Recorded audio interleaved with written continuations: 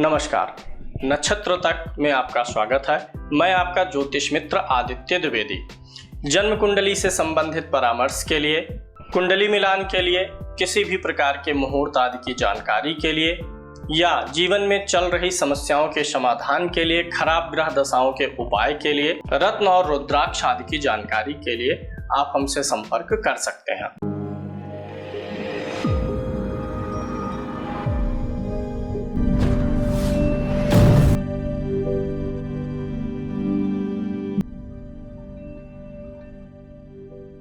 संस्थान में अब आपको ज्योतिष का कोर्स भी मिल जाएगा।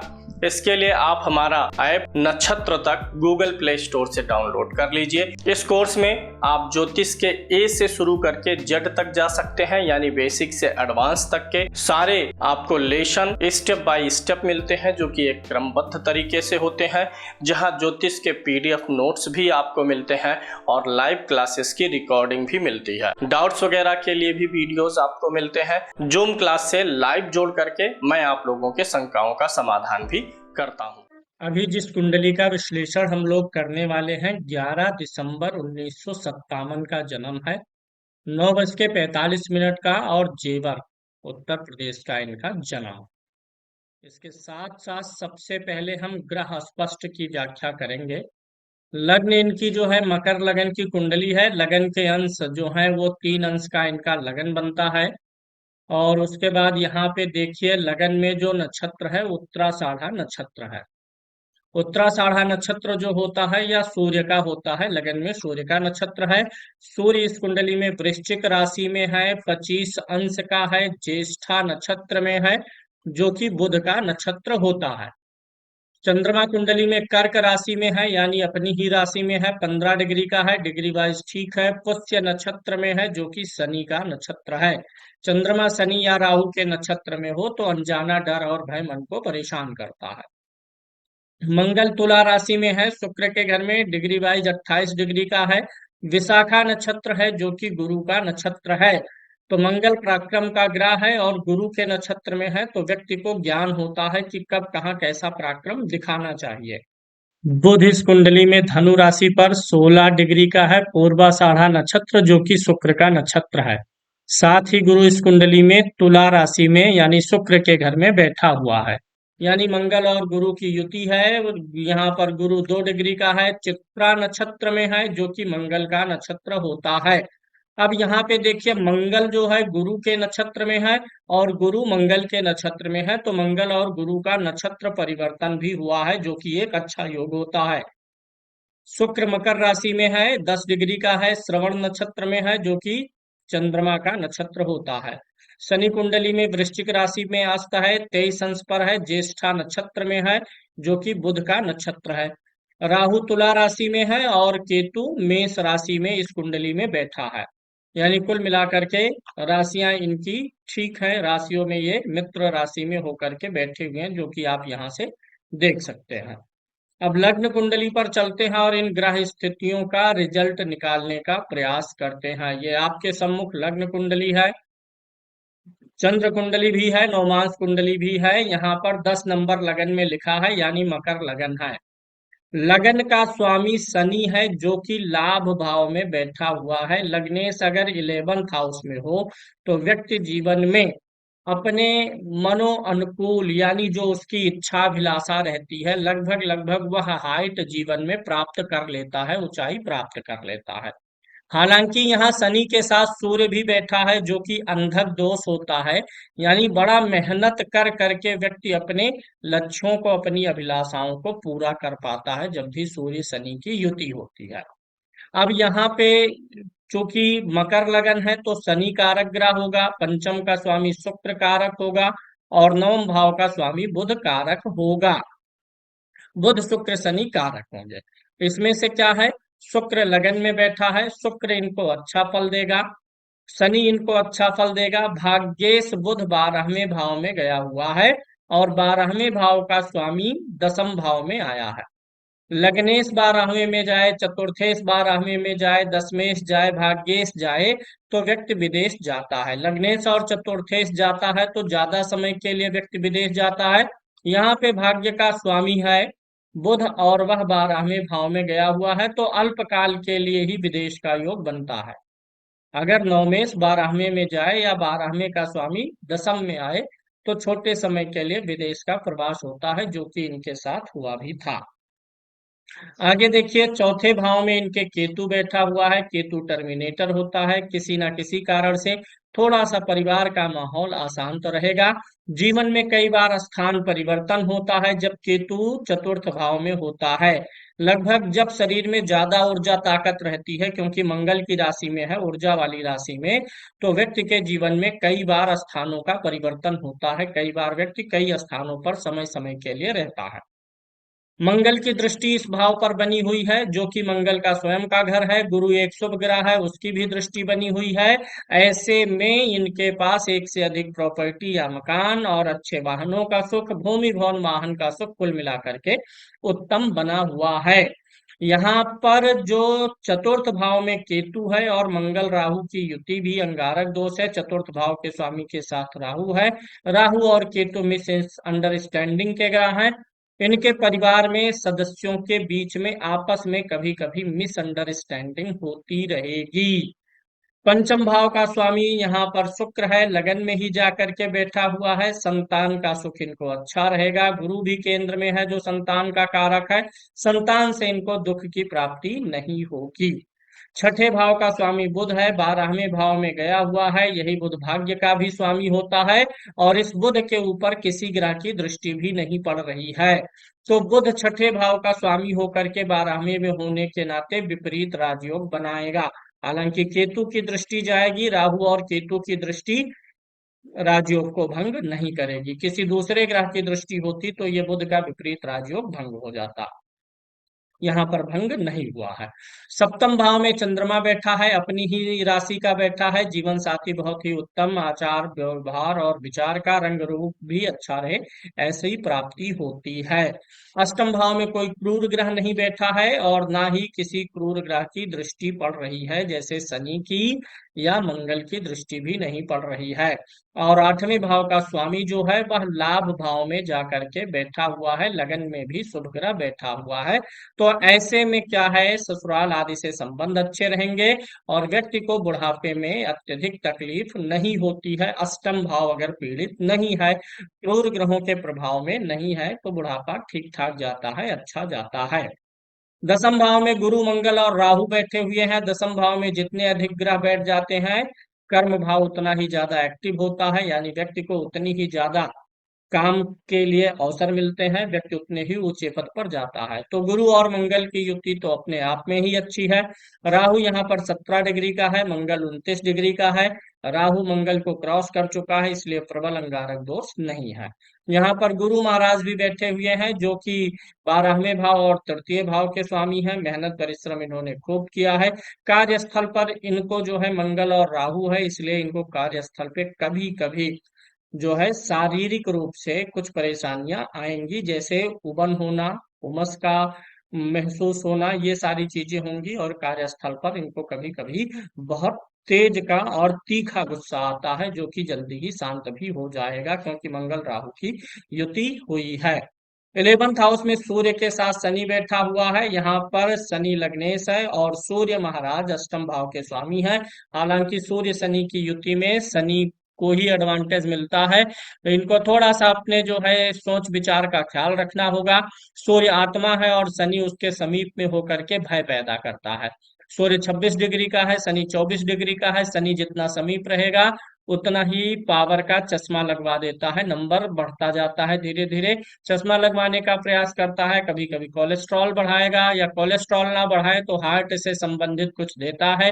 हृदय में भय बस जाए, डर बस जाए, ये भी देता है। तो सूर्य शनि की युति के नाते इनके मन में एक डर और भय भी बना रहता है। क्योंकि सूर्य शनि के साथ है, इसलिए जो डर भय रहता है वह सरकार से जुड़ा हुआ कुछ ना कुछ, या बड़े अधिकारियों से जुड़ा हुआ कुछ ना कुछ डर भय रह सकता है। कुंडली में काल सर्प दोष नहीं है क्योंकि चंद्रमा बाहर बैठा हुआ है। काल सर्प दोष से कुंडली मुक्त है। पितृ दोष आदि नहीं है, यही अंगारक दोष बना हुआ है। इसके निमित्त कुछ करना चाहिए। दूसरा, सूर्य और शनि की युति जो अंधक दोष है। अंधक दोष जीवन में ज्यादा समय तक काम और मेहनत लेती है, तो थोड़ा अधिक उम्र तक इनको काम और मेहनत करते रहना पड़ेगा। ये एक कंपनी में डायरेक्टर हैं। अब देखिए, जब दसम भाव में 3 ग्रह बैठे हुए हैं, मंगल खासकर हो या सूर्य हो, तो व्यक्ति डायरेक्टर और निर्देशन के काम में सफल होता है। ये कि इन्होंने सवाल पूछा है कि किसी प्रकार से किसी कानूनी मसले में तो नहीं फंसेंगे, क्योंकि इनका आज तक का जीवन बड़ा शांतिपूर्ण रहा है। तो ऐसा अभी कुछ प्रतीत नहीं हो रहा है, कोई भी कानूनी मसले में फंसने का योग नहीं बन रहा है। आगे, इन्वेस्टमेंट ये किस फील्ड में करें तो इनके लिए अच्छा रहेगा। गुरु और मंगल की युति है यहाँ पे। इनका इन्वेस्टमेंट एक तो जमीन का ठीक रहेगा, जमीन में इन्वेस्टमेंट करें। दूसरा, गोल्ड में ये इन्वेस्ट कर सकते हैं। तो गोल्ड और जमीन, ये दो चीजें इनके इन्वेस्टमेंट के लिए ठीक है। 12वें भाव में गुरु की राशि है, और गुरु बैठा हुआ है दसम भाव में आकर के, चलित कुंडली में नवम भाव में चला जाता है। इनको अपना कुछ ना कुछ पैसा मंदिर में अवश्य दान करना चाहिए। मंदिर, जो कि गुरु जो है पुरोहित है, तो दान करने का मतलब मंदिर में जो पंडित जी या पुरोहित बैठे रहे उनके हाथ में इनको 150 रुपए दे देना चाहिए जब भी ये मंदिर जाए। तो इससे इनका बृहस्पति और अच्छा हो जाएगा, जो इनको सभी चीजों से, खतरों से बचाएगा, क्योंकि केंद्र का बृहस्पति बहुत सारे खतरों से बचाता है, आयु और जीवन अच्छा देता है। इनका क्या है कि इनके सप्तम चतुर्थ भाव में केतु है, और राहु की दृष्टि भी है, और मंगल की दृष्टि है। इसीलिए थोड़ा सा परिवार में इनके थोड़ा सा माहौल खराब रहता है। केतु का उपाय करने से ये भी ठीक हो जाएगा। आयु वगैरह की गणना अभी लास्ट में करेंगे हम लोग। आयु वैसे इनकी ठीक है, आयु को लेकर के कुछ भी पॉइंट खराब नहीं है, क्योंकि लगन में शुभ ग्रह बैठा है, दसम में शुभ ग्रह बैठा है, और लग्नेश लाभ भाव में बैठा है, अल्प आयु योग नहीं है। इनके सप्तम भाव से अगर हम थोड़ा सा टैली करते हैं, तो जो सप्तम भाव है इसको देख लीजिए, और पत्नी का विचार हम शुक्र से करते हैं, शुक्र से देख लेंगे। तो अगर हम शुक्र से और चंद्रमा से देखते हैं, तो चंद्रमा से छठे भाव में बुध बैठा हुआ है, मतलब सप्तम भाव से छठे भाव में बुध बैठा हुआ है। तो ये पत्नी को पेट और अपच की शिकायतें देता रहेगा। कोई मेजर इशू नहीं है। नौमांस कुंडली से ज्यादा स्पष्ट हो जाता है कि पत्नी का स्वास्थ्य खराब रहेगा, क्योंकि नौमांस कुंडली के लगन में शनि राहु का सापेक्ष दोष बना हुआ है, तो इसलिए जीवन साथी का स्वास्थ्य खराब रखता है। अगर नौमांस कुंडली के लगन में कोई दोष बनता है, तो उस दोष के कारण जीवन साथी का स्वास्थ्य खराब रहता है, जो कि यहाँ पे बना हुआ है। नौमांस कुंडली में चूंकि लगन में शनि स्वाग्रही है, इसलिए वैवाहिक जीवन इनका निभ गया, ठीक ठाक चलता रहा। लेकिन थोड़ा सा इनकी पत्नी में और इनकी बहू में अनबन रहती है, जिसका कारण चतुर्थ भाव का केतु है, और चंद्रमा से छठे भाव में बुध का होना है। इसलिए ये अभी जो है इनका सूर्य अष्टम भाव का स्वामी है, लाभ भाव में बैठा हुआ है।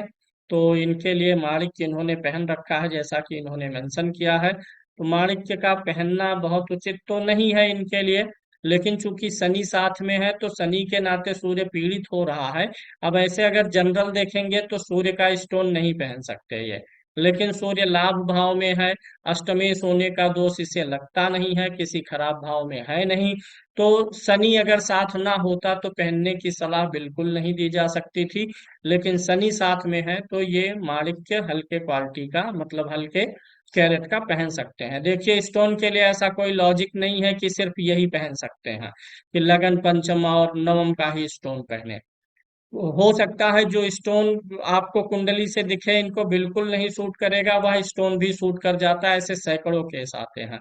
बात यह निर्भर करता है कि अगर वह ग्रह अशुभ फल नहीं दे रहा है कुंडली में, और अगर वो पीड़ित है किसी से, तब स्टोन पहन लेंगे तो सूट करेगा। तो सूर्य इस कुंडली में अशुभ फल नहीं देगा। अशुभ फल सूर्य और चंद्रमा 8वें भाव के स्वामी होकर के देते नहीं है। बैठे किस भाव में है? लाभ भाव में है। किसी ऐसे भाव में है भी नहीं जहां से डायरेक्ट फैमिली और हेल्थ को इफेक्ट करे। तो यहाँ पे सूर्य का स्टोन पहनना इसलिए लाभ दे जाएगा क्योंकि शनि काफी समीप है सूर्य के। आगे, ये इन्होंने सवाल पूछा हुआ है कि नौकरी करें कि नौकरी छोड़ दें। अब इनकी इनकी बहुत इच्छा नहीं है, तो इस सवाल का जवाब आगे ढूंढेंगे। कर्क लगन, कर्क राशि है, राशि पे कोई साढ़े साती वगैरह नहीं चल रही है। नौमास कुंडली में चंद्रमा नीच का है, इसलिए इनकी पत्नी को थोड़ा सा मानसिक रूप से परेशानियां अधिक रहेंगी।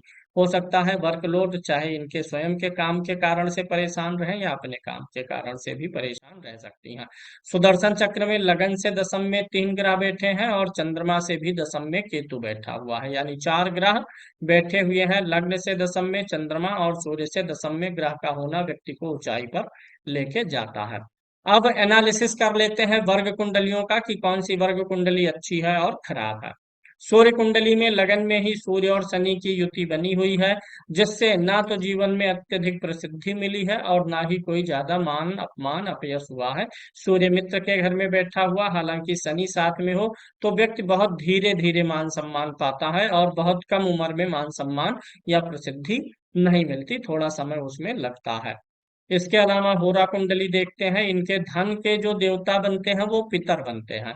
इनकी कर्क लगन की होरा है, अगर पितरों के लिए कुछ करते रहेंगे तो इनका पुण्य बहुत बढ़ेगा और धन धान्य सुख साधन बढ़ेंगे। पितरों के लिए श्राद्ध पक्ष में कुछ भोज वगैरह पिंडदान वगैरह करते रहना चाहिए। अगली वर्ग कुंडली अगर इनकी देखेंगे तो देशकाल कुंडली में मेहनत और परिश्रम देखते हैं। लग्नेश ठीक है, लगन में कोई नीच का ग्रह नहीं है, लग्नेश की लगन पर दृष्टि है। इनकी ज्यादातर कुंडलियों में देखिए शनि और सूर्य की युति है। आप अपने हार्ट का ख्याल रखिएगा, कोलेस्ट्रॉल वगैरह का ख्याल रखिएगा। सूर्य शनि की युति बार बार रिपीट हो रही है। सूर्य शनि की युति लगन में लाभ भाव में थी। आप डिप्लोमेट, बड़े तगड़े डिप्लोमेट हैं, कूटनीति और रणनीति बनाने में ऐसे लोग माहिर होते हैं। परिश्रम का कोई दिक्कत नहीं दिखाई दे रहा है। तृतीय भाव का स्वामी गुरु भी दशम में बैठा है, मेहनत और परिश्रम रहा है। हालांकि चंद्रमा नीच का है तृतीय भाव में, तो परिश्रम के कारण से आपको तनाव भी हो जाता है। अधिक परिश्रम करिए, देखिए आपको तनाव हो जाएगा। चतुर्थांश कुंडली में देखते हैं तो भाग्य का विचार होता है। लगन में चंद्रमा बैठा हुआ है, लगन में कोई नीच का ग्रह नहीं है। लग्नेश फिर वही शनि के साथ आया है, तो डिप्लोमेटिक बुद्धि ऐसे में प्रदान करता है। भाग्य का स्वामी यहाँ पर छठे भाव में है। थोड़ी सी भाग्य में कमी नजर आ रही है, बहुत कुछ ज्यादा नहीं है, क्योंकि दशम में गुरु और केतु बैठे हुए हैं। प्लेसमेंट ग्रहों की अच्छी है, लेकिन थोड़ा देर सवेर से भाग्य ने साथ दिया है। और अगली कुंडली पर इनके चलते हैं। यहाँ पे आप पंचमांश कुंडली देखिए, बुद्धि विवेक इनकी कैसी रही है। लगन का स्वामी शुक्र है, मित्र बुध के घर में बैठा है, अच्छा योग है। साथ ही साथ इस कुंडली में शनि केंद्र में बैठा है, मंगल के साथ में है। ये स्वयं ही कभी कभी अपने विचारों का विरोध करते हैं, मतलब इनके स्वयं के विचारों में ही विरोधाभास रहेगा। कभी इनको लगेगा कि ये काम करना चाहिए, फिर स्वयं ही कहेंगे नहीं ये काम करना तो गड़बड़ है। तो ऐसे कभी कभी ये फंसते रहेंगे अपने ही विचारों में। षष्ठांश कुंडली से हम क्या देखते हैं? षष्ठांश कुंडली से शत्रु आदि का विचार होता है। लगन ठीक है, लग्नेश भी ठीक है। छठे भाव में यहाँ पर क्रूर ग्रह बैठा हुआ है, इसलिए शत्रु आदि की कोई बाधा विशेष नहीं है जिसके कारण से इनको तनाव लेना पड़े। सप्तमांश कुंडली देखिए, लगन में कोई नीच का ग्रह नहीं बैठा हुआ है, संतान का के सुख का विचार होता है। लगन में कोई नीच का ग्रह नहीं है, इसलिए अच्छा है। लग्नेश भी दशम भाव में मंगल के साथ राजयोग बना रहा है, यानी इनके संतान का कर्म और कैरियर बहुत अच्छा रहेगा। संतान भी इनकी बहुत ऊंचाई तक जाने वाली है, क्योंकि सप्तमांश कुंडली काफी अच्छी दिखाई पड़ रही है। इनके पहली संतान ठीक है, दूसरी भी ठीक रह सकती है, लेकिन 2 से अधिक संतानों के लिए थोड़ा सा दिक्कत है, यानी इनको लगता है 2 ही संतान होने चाहिए। अष्टमांश कुंडली में लगन ठीक है, लग्नेश शुक्र भी ठीक स्थिति में है, मित्र के साथ में, मित्र की राशि में बैठा हुआ है। कोई विशेष दुर्योग नहीं दिखाई दे रहे हैं, इसलिए आयु लंबी जाएगी। आयु लंबी कब जाती है? जब शनि या गुरु केंद्र में बैठे हों। अष्टमांश कुंडली के अष्टम भाव पर शनि या गुरु की दृष्टि पड़ रही हो तो आयु लंबी होती है। शनि की भी दृष्टि अष्टम भाव पे पड़ रही है, गुरु की भी दृष्टि अष्टम भाव पर पड़ रही है, जिसके कारण से आयु इनकी अच्छी रहने वाली है। अगली वर्ग कुंडली पर चलेंगे। नौमांश तो मैंने बोल ही दिया। दसमांश देखिए, लगन में ही शुभ ग्रह गुरु बैठा हुआ है। लग्नेश ने गुरु के साथ स्थान परिवर्तन किया है, गुरु शुक्र की राशि में है, शुक्र गुरु की राशि में है। तो यहाँ से देखिए बड़ा अच्छा योग बन गया। पंचम भाव में शनि स्वाग्रही है, वर्क प्लेस पे दिमाग इनका बहुत अच्छा काम करता है, बहुत धैर्य पूर्वक सोचते और विचार करते हैं। कार्य क्षेत्र में इनको जो है इनके सहयोग में अगर कोई स्त्रियां होती हैं तो इनको बहुत विशेष सहयोग दे देती हैं, उन वो इनके मेहनत को कम कर देती हैं। सूर्य और राहु छठे भाव में बैठे हुए हैं, तो ऐसे में कभी कभी कार्य क्षेत्र में ज्यादातर चीजें जैसे कुछ फाइल बनाना या काम करना अक्सर गलत हो जाए, फिर से उसको सही करना पड़े, रिपीट करना पड़े, अक्सर कार्यों को कई बार करके सही करना पड़ सकता है। दसम भाव में मंगल नीच का है, तो यहाँ पे मंगल चंद्रमा की राशि में बैठा है। जिस राशि में उच्च का होता है उसका स्वामी शनि ठीक है, चंद्रमा लाभ भाव में है, थोड़ा सा गड़बड़ दिखाई दे रहा है जब मंगल नीच का होता है। तो पहली चीज तो ये होती है कार्य क्षेत्र पे मन में डर और भय बना रहता है, क्योंकि कभी कभी कुछ ज्यादा ही ऐसे डिसीजन लेने पड़ेंगे जो बड़ी ही ढीठता या बोल्डनेस के डिसीजन हो, इसलिए। और कार्यस्थल पे आपके कभी कभी पीठ और मांसपेशियों में दर्द का भी अनुभव होता रहेगा। एकादशांश कुंडली से मनोकामनाओं की सिद्धि देखते हैं। यहाँ पर एकादशांश कुंडली सम्मुख है। एकादशांश कुंडली लगन का स्वामी सूर्य है, लाभ भाव में है, भाग्य का स्वामी मंगल लगन में है। ऐसी कोई इच्छा नहीं है जो पूरी ना हो, सभी मनोकामनाएं पूरी होंगी। द्वादशांश कुंडली से माता पिता का सुख देखेंगे। लगन पे शनि की दृष्टि है, लगन बलवान है। और यहाँ पे सूर्य अष्टम भाव में गया हुआ है और चंद्रमा द्वादश भाव में गया हुआ है, यानी आज आप जो है यह स्थिति आपको पैतृक रूप से प्राप्त नहीं हुई है। आपके माता पिता की स्थिति उतनी बेहतर नहीं थी जितनी आपकी बेहतर है। घोड़सास कुंडली से वाहन का सुख देखेंगे। लगन का स्वामी तृतीय भाव में मित्र शनि के साथ बैठा है। चतुर्थ भाव में शुक्र नीच का है, सूर्य के साथ है। वाहन का सुख अच्छा रहेगा क्योंकि गुरु की भी पांचवी दृष्टि पड़ रही है। वाहन का सुख थोड़ा देर से जीवन में आया होगा, लेकिन जीवन में वाहन का सुख रहेगा। वाहन आपका बिगड़ता रहेगा कभी कभी, क्योंकि चतुर्थ भाव में नीच का ग्रह है, तो यहाँ पे वाहन आपका कभी कभी खराब कुछ ना कुछ होता रहेगा, इलेक्ट्रॉनिक डिफॉल्ट आते रहेंगे। और अगर किसी स्त्री के नाम से गाड़ी लेंगे तो कुछ ज्यादा ही डिफॉल्ट आएंगे। विषांश कुंडली के लगन में बुध महाराज बैठे हुए हैं और नवम भाव में चंद्रमा बैठे हुए हैं। बहुत अच्छा योग है, यानी ऐसा व्यक्ति जब अपने कार्य से रिटायर होता है तो अपनी आध्यात्मिकता पे बहुत अधिक ध्यान देता है। सर्वाष्टक वर्ग को आप समझ लीजिए, इधर राशियां लिखी होती हैं, इधर ग्रह लिखे होते हैं। किस राशि में किस ग्रह को कितने पॉइंट मिले हैं यहाँ पर मेंशन है। जिस राशि में ग्रह को 0 से 3 पॉइंट मिले होते हैं उस राशि पर ग्रह का गोचर खराब फल देता है। 4 पॉइंट जहां पर है वहां पर एवरेज फल देगा। 4 के ऊपर 5, 6, 7, 8 पॉइंट जहां मिला है उस राशि पर ग्रह का गोचर बहुत अच्छा फल देता है। जैसे इसी कुंडली में देखिए मेष राशि में शनि को 2 पॉइंट मिले हैं।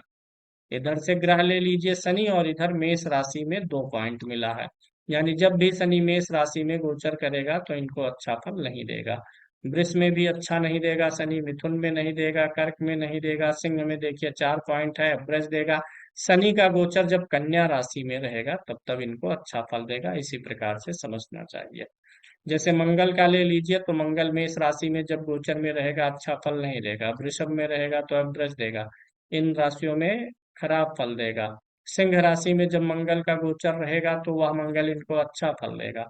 इसी प्रकार से अन्य राशियों में समझना चाहिए। यहाँ पर देखिए 1 पॉइंट मिला है, किस राशि में, धनु राशि में, किस ग्रह को, शुक्र को। जब भी शुक्र धनु राशि में गोचर करेगा तो इनको बहुत अच्छा फल नहीं देगा। इसी प्रकार से कौन सा दिन इनके लिए अच्छा रहेगा, जब चंद्रमा मेष राशि में गोचर करेगा वह दिन इनके लिए अच्छा रहेगा। कर्क राशि में चंद्रमा का गोचर इनके लिए अच्छा रहेगा। कन्या राशि में चंद्रमा जिस दिन गोचर करे और मीन राशि में गोचर करेगा वो दिन इनके लिए अच्छे रहने वाले हैं। अगली कुंडली पर चलते हैं। सर्वाष्टक वर्ग के लगन में देखिए 24 पॉइंट बने हुए हैं। तो एवरेज पॉइंट कितना होता है, 28 होता है, तो लगन में एवरेज से काफी कम है। ऐसा व्यक्ति अपने लिए बहुत ज्यादा जीवन में कुछ नहीं करता है। धन भाव में 25 पॉइंट है, व्यय भाव में 21 है, तो व्यय भाव से ज्यादा धन में है, धन इनके पास रहेगा, आर्थिक समस्या जीवन में नहीं आएगी।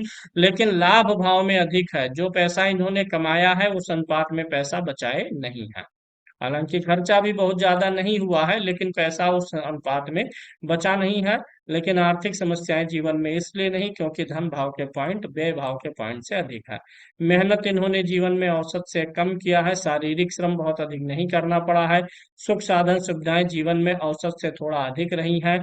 संतान का सुख बहुत अच्छा रहेगा। शत्रु और विरोधियों का कोई बहुत ज्यादा मैटर नहीं फंसेगा क्योंकि यहाँ पॉइंट कम है। पति पत्नी में लगभग दोनों लोगों का स्वभाव बराबर ही रहा है। कभी इन्होंने डांट डपट दिया, कभी उन्होंने डांट डपट दिया। अष्टम भाव में 36 पॉइंट है, आयु को बढ़ाने का काम करेगा। भाग्य भी औसत से ज्यादा साथ दिया है। काम जो है औसत से थोड़ा कम किए हैं, लेकिन लाभ औसत से अधिक पाए हैं। दूसरा परिप्रेक्ष्य है, जब भी ग्रह गोचर करता हुआ इनकी कुंडली में जाएगा पंचम भाव में, यानी जब भी कोई ग्रह गोचर करता हुआ वृषभ राशि पे आए तो ज्यादातर ग्रह इनको अच्छा फल देंगे। जब भी कोई ग्रह गोचर करता हुआ सिंह राशि पर आएगा तो इनको अच्छा फल देगा। कन्या राशि पर आए जो कि इनके कुंडली का नवम भाव बनेगा, तब इनको उस समय में धन की प्राप्ति होगी। जब भी कोई ग्रह गोचर करता हुआ वृश्चिक राशि पर जाएगा या इनके कुंडली के 11th हाउस में रहेगा, तब इनको ज्यादा लाभ देगा। यानी कहने का मतलब ये है, जिन जिन राशियों पर या जिन भावों में 30 या उससे अधिक पॉइंट मिले हैं, यहाँ 30 से अधिक पॉइंट है, यहाँ है और यहाँ है। जहां जहां 30 से अधिक पॉइंट मिला हुआ है, उन राशियों पर जब किसी ग्रह का गोचर होता है तो व्यक्ति को ज्यादा अच्छा फल मिलता है। अभी इनकी देखिए महादशा जो चल रही है, मंगल की चल रही है। 2019 से 2026 तक मंगल की महादशा चलेगी। अभी मंगल में जो अंतर्दशा चल रही है वह बुध की चल रही है। हो सकता है इस बीच थोड़ा दूर की यात्रा भी हो जाए, या हो सकता है विदेश का भी कोई टूर बन जाए। मार्च 2024 तक में इंडिया में किसी दूर स्थान जहां है वहां से दूर स्थान या विदेश का ट्रेवल कर लें। मार्च 2024 के बाद से अगस्त 2024 के बीच में पुनः स्थान परिवर्तन है, थोड़े दिन के लिए कहीं बाहर रहना पड़ सकता है। फिर शुक्र आएगा, यह समय भी ठीक है इनके लिए। फिर जब मंगल में सूर्य आएगा तो यही इसी समय से ये रिटायरमेंट की तैयारी कर लें। चाहे तो अभी भी ले सकते हैं रिटायरमेंट, लेकिन फरवरी 2026 के पहले पहले इनको रिटायरमेंट ले लेना ही चाहिए। और वैसे भी हमको लगता है ये जल्दी ही प्रयास करेंगे। मार्च 2024 से जब केतु की अंतर्दशा शुरू होगी तो ये जरूर ही कामकाज में परिवर्तन कराएगा। धीरे धीरे कामकाज से मन आपका हटेगा। अभी जो नौकरी आप कर रहे हैं, डायरेक्टरशिप में है, इससे आपका मन भगेगा। राहु की महादशा के पहले पहले आपको ये जो है नौकरी से रिटायरमेंट ले लेना है, अपने काम में लग जाना है। अब आपकी कुंडली के लिए कुछ उपाय की चर्चा कर लेते हैं कि क्या क्या उपाय आपको करना चाहिए जिससे आपका वर्तमान और भविष्य अच्छा बन सके। एक तो मंगल राहु साथ में है, इसमें से राहु के लिए उपाय करते रहिए। सूर्य और शनि का जप करवा के अंधक दोष की शांति करवा सकते हैं। अगर आपको हार्ट और आंखों से जुड़ी कोई समस्या है या थोड़ा बहुत फील हो रहा है तो आप ये दोनों ग्रहों की शांति करा के हवन कराइए। मंगल राहु के वस्तु का दान करिए, शेष ठीक है, कोई परेशानी वाली विशेष बातें नहीं दिखती हैं। शुक्र ग्रह के लिए ओपल पत्थर आप पहन लीजिए। सूर्य के लिए माणिक्य पहने हैं, उसे ही पहने रहे, अन्य किसी स्टोन की जरूरत नहीं दिखाई दे रही है।